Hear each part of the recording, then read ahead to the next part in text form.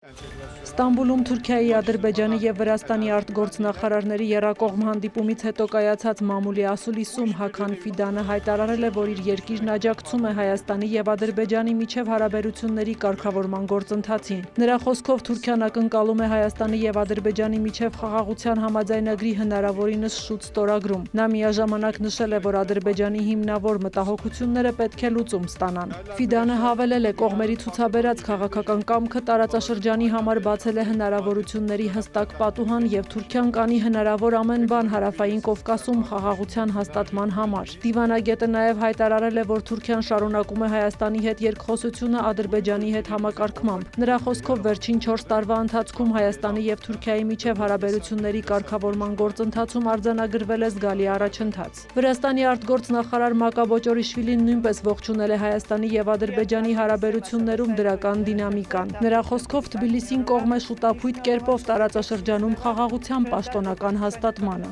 Դա ըստ Բոճորիշվիլու կնպաստի տարածաշրջանային համագործակցության հետագա զարգացմանը։ Նա նաև կարևոր է համարել Հայաստանի և Թուրքիայի միջև կարգավորումը։ Իր հերթին Ադրբեջանի արտգործնախարար Ջեյհուն Բայրամովը հայտարարել է, որ եռակողմ հանդիպման ընթացքում կարծիքներ են փոխանակվել TRIP նախագծի իրականացման շուրջ։ Նա հավելել է, որ Հայաստանի և Ադրբեջանի միջև խաղաղության վերջնական համաձայնագրի ստորագրման համար հարկավոր է լուծել մի շարք կարևոր հարցեր։ Եռակողմ հանդիպումից բացի երկկողմ հանդիպում է կայացել Թուրքիայի և Ադրբեջանի արտգործնախարարների միջև։ Քննարկվել են երկու երկրների միջև ռազմավարական գործընկերության հետագա զարգացումը, տարածաշրջանային և միջազգային գործընթացները, այդ թվում Հարավային Կովկասում կայուն խաղաղություն ապահովելու ջանքերը։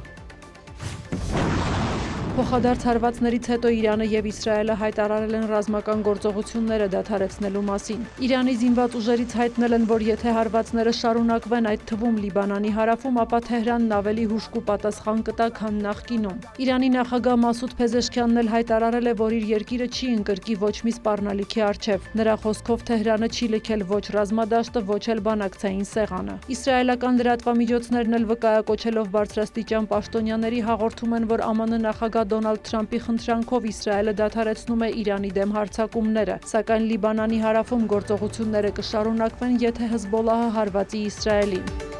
Սյուզաննա Չրաղյան, լուրեր։